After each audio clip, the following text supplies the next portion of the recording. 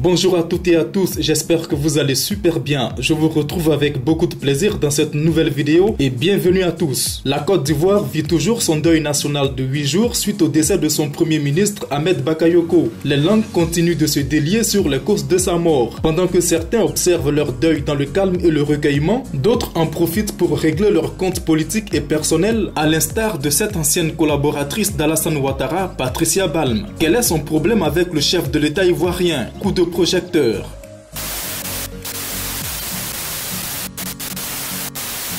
Patricia Balme est une figure emblématique de la communication en France. Journaliste politique et d'investigation française, elle a longtemps traîné sa bosse dans la rédaction du Journal du Dimanche, de l'hebdomadaire News Magazine et du quotidien Jour de France. Mais la réputation de Patricia Balme transcende les frontières de l'Europe lorsqu'elle décide d'exporter son expertise sur le continent africain. Pour ce faire, elle met en place un cabinet en communication politique dénommé PBCom International. Avec cette structure, elle s'introduit dans le sérail somptuaire de certains potentats africains. Elle travaille pour le compte du président camerounais Paul Biya depuis 1999. Elle aura mené de nombreuses actions positives à son endroit afin de l'aider dans sa gouvernance. La première chose, c'est que le chef de l'État m'a renouvelé sa confiance, ce qui est un honneur pour moi, et une continuité de mon travail. Et la seconde question que nous avons abordée, c'est l'année 2010, qui est une année extrêmement importante pour le Cameroun, puisque c'est l'année du début des commémorations et de l'indépendance et des indépendances. Et à ce titre-là, ce sera une année importante parce que la commémoration, c'est l'année de l'unité. Et le président y tient, avec une année très chargée de beaucoup d'événements qui se produiront notamment à Yaoundé et dans la province et dans les provinces. La surprise, je crois que les jeunes Camerounais, les jeunes étudiants viennent de le remercier pour ce qu'il a fait pour les étudiants camerounais. Je crois qu'ils ont même défilé dans la rue pour l'honorer et le remercier. Donc, je vous avais annoncé une surprise. Je crois qu'elle a eu lieu. Il y en a d'autres? Oui, il y en aura d'autres et surtout des belles surprises pour une belle année de commémoration d'unité autour du président. Voilà. C'est moi qui vous remercie.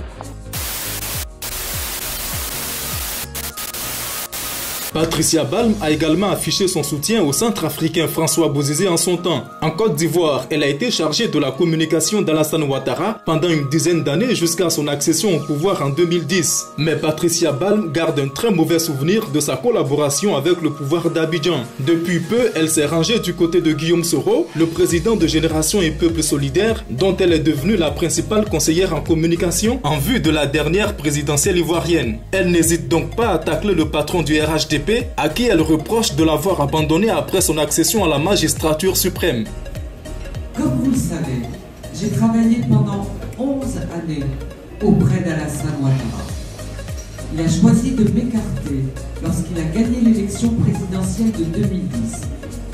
Certainement parce que, vous savez, lorsque l'on accède à la magistrature suprême, on préfère ne plus avoir face à soi le reflet du miroir des années où l'on n'était plus rien. Et pourtant, que de promesses m'avait-il fait?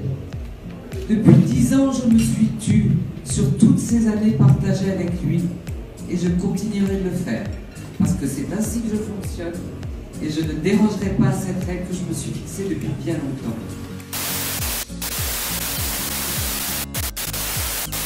Pour Patricia Balme, toutes les occasions sont bonnes, y compris la mort d'Ahmed Bakayoko, pour rappeler que le président ivoirien est une personnalité à ne pas fréquenter, à qui il ne faut pas faire entièrement confiance. Profitant d'un tweet de Guillaume Soro sur le décès du premier ministre ivoirien, Patricia Balme a envoyé un message peu sympathique à Alassane Ouattara. Nous avons tous fait confiance à un homme qui au fond avait un double visage, un double langage. Hélas, tous ceux qui l'ont suivi jusqu'au bout auront payé de leur vie. Mais l'heure de la justice sonnera, a-t-elle commenté. Patricia Balme est aujourd'hui chargée de la communication politique de Guillaume Soro.